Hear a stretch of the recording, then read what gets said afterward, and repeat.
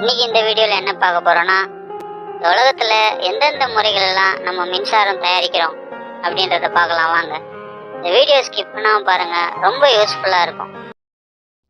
முதல்ல நம்ம பார்க்க போறது ஹைட்ரோ எலக்ட்ரிக் பவர் பிளான்ட். அப்படின்னா நீர்மின் நிலையம்.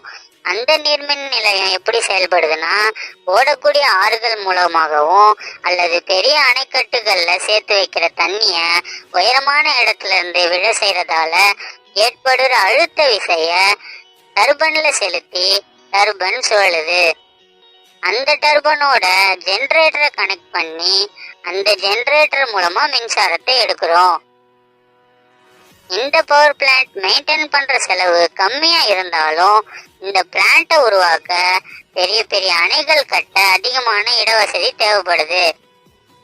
அதோட அதை கட்டுவதற்கான ஆரம்ப செலவும் அதிகமா ஆகுது. அதனால இந்த பவர் பிளான்ட் எல்லா இடங்கள்லயும் நம்மளால செயல்படுத்த முடியல. ஆனாலும் இந்தியால 197 பவர் பிளான்ட்டுகள் இது இருக்கு. அடுத்தது கோல் தெர்மல் பவர் பிளான்ட். அப்படின்னா நிலக்கரி மின் உற்பத்தி நிலையம். அந்த நிலக்கரி மின் உற்பத்தி நிலையத்துல பிட்டுமினஸ் லிக்னைட் என்ற நிலக்கரியை தூளாக்கி அதை எரிய வச்சு அதுல இருந்து வரும் வெப்பத்தை பாய்லர்ல உள்ள தண்ணியை சூடாக்குறோம். அந்த தண்ணி மூலமா கிடைக்கக்கூடிய நீராவியை பயன்படுத்தி டர்பனை சுழல செய்யும் போது அதோட கனெக்ட் செய்யப்பட்டிருக்க ஜெனரேட்டர் இயங்குது. அந்த ஜெனரேட்டர் மூலமா நமக்கு மின்சாரம் கிடைக்குது. நிலக்கரி மின் உற்பத்தி நிலையம், அது மூலமா நமக்கு சுற்றுச்சூழல் மாசு அதிகமா இருக்கு. ஆனாலும் இதனுடைய மூலப்பொருள் நமக்கு அதிகமா கிடைக்கிறதுனால 54% மின் உற்பத்தி நிலையங்கள் இதுதான் அதிகமா இருக்கு. அடுத்ததா நியூக்ளியர் பவர் பிளான்ட். அப்படின்னா அணுமின் நிலையம்.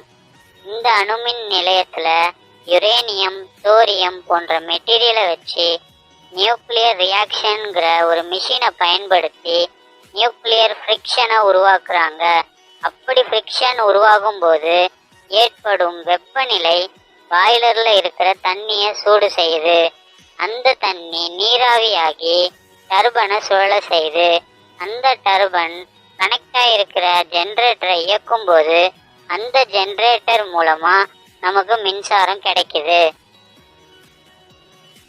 அடுத்தது டீசல் தெர்மல் பவர் பிளான்ட். அப்படின்னா டீசல் மின் உற்பத்தி நிலையம். இதுல டீசலை எரிபொருளை பயன்படுத்தி பாய்லர்ல இருக்கிற தண்ணிய அதிகமாக வெப்பமாக்கி அது மூலமா வரும் நீராவிய டர்பன்ல செலுத்தி அந்த டர்பன்ல கனெக்ட் செய்யப்பட்டிருக்கும் ஜெனரேட்டர் இயங்குது. அந்த ஜெனரேட்டர் மூலமா நமக்கு கரண்ட் கிடைக்குது.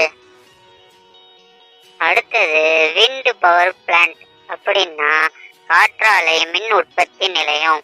இந்த விண்ட் பவர் பிளான்ட்ல வேகம் அதிகமா இருக்கிற காற்றை பயன்படுத்தி டர்பன் பிளேட சுழல செய்யறோம். அந்த டர்பன் பிளேடோட கியர் பாக்ஸ் ஒன்றை பயன்படுத்தி அதிவேகமாக ஜெனரேட்டரை சுழல செய்யறோம். அந்த ஜெனரேட்டர் மூலமா நமக்கு மின்சாரம் கிடைக்குது. அடுத்ததா நம்ம பார்க்கறது ஜியோ தெர்மல் பவர் பிளான்ட். அப்படின்னா புவி வெப்ப மின் நிலையம். அந்த ஜியோ தெர்மல் பவர் பிளான்ட்டை எரிமலை இருக்கிற பிரதேசத்துல இதை பயன்படுத்துறோம். அது ஏன்னா அங்கதான் பூமிக்கு கீழே அதிக வெப்பநிலை இருக்கும். அந்த இடத்துல 15,000 மீட்டர் ஆழத்துல ஸ்டீம் வெல் இன்புட் பைப்பை வச்சு அது மூலமா தண்ணியை ஊத்துனா இயற்கையாகவே அந்த தண்ணி அதிகமாக வெப்பமாகுது. அந்த வெப்பத்தினால அந்த தண்ணி நீராவியாக வெளிவருது. அந்த நீராவிய அவுட்லெட் பைப் மூலமா வெளியே எடுத்து டர்பனை சுழல செய்யறோம். அந்த டர்பன் சுழலும் போது அது கூட கனெக்ட் செய்யப்பட்டிருக்க ஜெனரேட்டர் இயங்கி அந்த ஜெனரேட்டர் மூலமா நமக்கு மின்சாரம் கிடைக்குது. அடுத்தது டைடல் பவர் பிளான்ட். அப்படின்னா கடல் அலைகள் மின் நிலையம். இதுல கடல் அலைகளை பயன்படுத்தி மின்சாரத்தை தயாரிக்கிறோம். அது எப்படின்னா கடல் பக்கத்துல ஒரு அணையை கட்டி அந்த அணைக்குள் வரக்கூடிய கடல் அலைகளுக்கும் அந்த அணைகளில் இருந்து ரிவேர்ஸ் வரக்கூடிய அலைகளுக்கும் இடையே டர்பனை சுழல செய்யறோம். அந்த டர்பன்ல ஜெனரேட்டரை கனெக்ட் பண்ணி அந்த ஜெனரேட்டர் மூலமா நம்ம மின்சாரம் எடுக்கிறோம். அடுத்தது சோலார் பவர் பிளான்ட் அப்படின்னா சூரிய மின்னாற்றலை பயன்படுத்தி மின்சாரம் தயாரிக்கும் முறை. இந்த சூரிய மின்னாற்றல் 2 வகையை பயன்படுத்தி மின்சாரம் எடுக்கிறோம். ஒன்று சூரிய வெப்பத்தால, இன்னொன்று சூரிய ஒளியால.